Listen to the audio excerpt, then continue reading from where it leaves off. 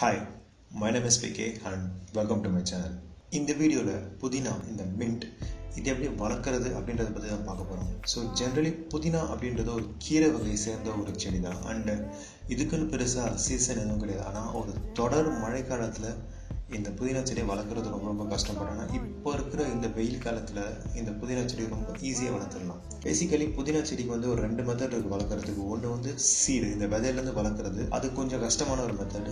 ஜென்ரலாக நம்மளோட குக்கிங்ஸ்க்கு இந்த விஷயத்துக்கு யூஸ் பண்ணுற இந்த புதினா நம்ம இந்த கட்டிங் மெத்தட்லேருந்து வளர்த்தாலே ரொம்ப ஈஸியாக ரொம்ப ப்ராஃபிட்டாக தான் வளர்த்துடலாம். ஃபர்ஸ்ட் நீங்கள் ஒரு ப்ராப்பராக ரொம்ப ஹெல்த்தியாக இருக்க புதினா ஸ்டெம்ஸ் அதை கட் பண்ணி எடுக்கணும். இதுக்கு நீங்கள் வளர்ந்த செடியிலேருந்து தான் எடுக்கணுன்ற அவசியம் கிடையாது. நீங்கள் ரெகுலராக கடைகளில் வாங்குற அந்த புதினா கட்டு இருக்கும், அந்த கட்டுலேருந்து நல்லா அந்த ரூட் நோட் அப்படின்னு ஒரு விஷயம் இருக்கும். கரெக்டாக அந்த மாதிரி அந்த நோட்ஸ் இருக்கிற அந்த கிளைங்களை அதை மட்டும் நீங்கள் பிக் பண்ணி எடுத்தாலே நம்ம அதுலேருந்து வேறு ஈஸியாக வளர்த்துடலாம். ஸோ அதுக்கு நம்ம ஹெல்த்தியான இந்த ஒரு ஸ்டெம்ஸ் எல்லாம் நம்ம இப்போதைக்கு கட் பண்ணி எடுத்துக்கலாம்.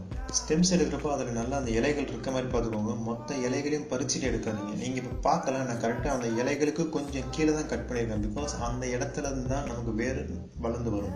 ஸோ இந்த மாதிரி கலெக்ட் பண்ண இந்த ஸ்டெம்ஸ் எல்லாத்தையும் நமக்கு பஞ்சாக ஒரு சின்னதாக ஒரு ரப்பர் பேண்ட் ஏதாச்சும் ஒன்று போட்டு டைப் பண்ணி வச்சுக்கலாம். இப்போதைக்கு இந்த மாதிரி ஒரு எம்டி பாட்டில்ஸ், நீங்கள் இந்த மாதிரி பாட்டில் தான் எடுக்கணும்னு இல்லை, நீங்கள் ஏதாச்சும் கப்பு இல்லை நார்மல் பிளாஸ்டிக் பாட்டில் எதுவும் யூஸ் பண்ணிக்கலாம். இந்த பாட்டில்ஸில் ஒரு பாதி அளவு ஏதாச்சும் அந்த ஸ்டெம், அந்த நம்ம வைக்க போல அந்த ஸ்டெம்மோட பாட்டம் பார்ட் நல்லா தண்ணியில் முழுகிற அளவுக்கு தண்ணி ஃபில் பண்ணால் போதும். ஸோ இந்த மாதிரி அந்த ஸ்டெம்ஸை நீங்கள் கரெக்டாக அந்த தண்ணிகளில் வச்சுட்டு, ஸோ இந்த அடிப்பகுதியிலேருந்து தான் அந்த ரூட் நோட் கீழே இருந்தால் அந்த வேர்கள் வரும். ஸோ இந்த மாதிரி அந்த ஸ்டெம்ஸ் எல்லாத்தையும் நம்ம தண்ணியில் வச்சுட்டு இதை ஒரு பிரைட்டான இன்டோர் ஸ்பேஸ்லையோ இல்லை ஒரு நிழல் பாங்கான இடத்துலையோ இதை வச்சா அதுலேருந்து இந்த வேர்கள் நல்லா முளைச்சிடும். கரெக்டாக அந்த வேர் வளர்கிறதுக்கு ஒரு 7 நாள் வரைக்கும் டைம் எடுக்கும். ஸோ 7 நாளுக்கு அப்புறம் நீங்கள் பார்க்கலாம் இந்த கிளைங்கள்லேருந்து எப்படி அந்த வேர் அழகாக வளர்ந்து வந்திருக்குன்னு. 3 நாளைக்கு ஒரு தடவை நீங்கள் அந்த பாட்டில் இருக்க தண்ணியை மட்டும் மாற்றினீங்கன்னா அதே தண்ணி இருந்தால் அந்த தண்ணியில் இன்ஃபெக்ஷன் ரொம்ப ஈஸியாக வரும். அந்த ரூட் நோட், ஹெல்த்தியான ரூட் நோட் இருக்க எல்லா ஸ்டெம்மே பார்த்தீங்கன்னா அந்த ரூட்ஸை ஈஸியாக டெவலப் பண்ணணும். நம்ம வச்ச எல்லா ஸ்டெம்ல ரூட்ஸ் வருமானு கேட்டால் கண்டிப்பாக வராது. மேக்ஸிமம் ஒரு 3-4 ஸ்டெம்ல தான் அந்த ரூட்ஸ் ரொம்ப ரொம்ப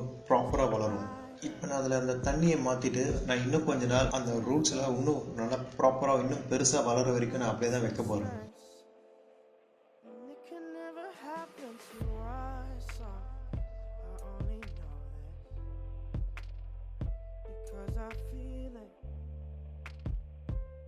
நான் 20 நாள் வரைக்கும் அந்த கிளைகளை தண்ணியில தான் வச்சிருக்கேன். ஸோ 20 நாள் கழிச்சு இப்போ அந்த கிளைகள், அந்த வேர்கள்லேருந்து அந்த கிளைகளை நம்ம டிரான்ஸ்பிளான்ட் பண்ணிடலாம்.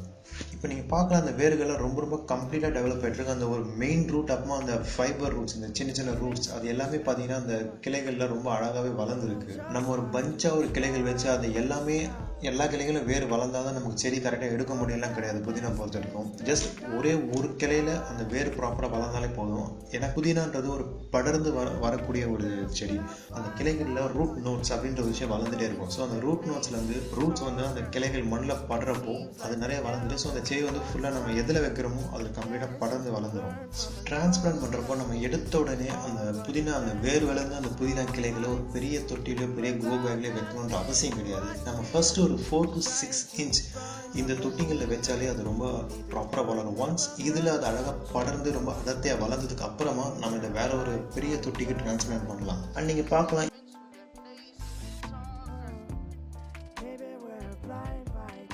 இந்த பர்டிகுலர் புதினா கிளைகளில் அந்த வேர் அந்த அளவுக்கு வளரல. ஸோ இதை இன்னும் கொஞ்சம் வேறு வளர்கிறதுக்காக நான் அப்படியே அந்த தண்ணி, அந்த இதுக்கு முன்னாடி நம்ம எப்படி அந்த மெத்தடில் ஃபாலோ பண்ணணுமோ அதே மெத்தடில் அந்த பாட்டிலே இதை நான் கண்டினியூ பண்ண போகிறேன். ஸோ ஒன்ஸ் ஆஃப்டர் டிரான்ஸ்பிளான்டிங் இதை நம்ம எடுத்த உடனே ஒரு ஃபுல் சன்னில் வைக்கலாமா கேட்டால் கூடாது. பிகாஸ் புதினா பொறுத்த வரைக்கும் அது ஒரு ஃபுல் சன்னில் எந்த அளவுக்கு வளருமோ அதை விட பெட்டராக ஒரு செமிஷேடான இடத்துல ப்ராப்பராகவே வளரும். ஸோ நீங்கள் இந்த செடியை நீங்கள் ஒரு செமிஷேடான ஸ்பாட்டில் வைக்கலாம். அப்படி ஒரு செமிஷேடான ஸ்பாட்டில் வைக்கிறப்போ அந்த பிளான்ட்டோட க்ரோத்ன்றது பியூட்டிஃபுல்லாகவே இருக்கும் பார்க்குறதுக்கு. And I think that's it for this video. இந்த வீடியோவில் இந்த புதினாவை எப்படி கட்டிங் மெத்தட்லேருந்து வேறு வளர்த்து எப்படி நம்ம அந்த செடியை வளர்க்குறதை பற்றி நம்ம பார்த்தோம். அடுத்து இன்னொரு வீடியோவில் பார்க்கலாம். Until that, let's stay connected and create a better environment. Thank you.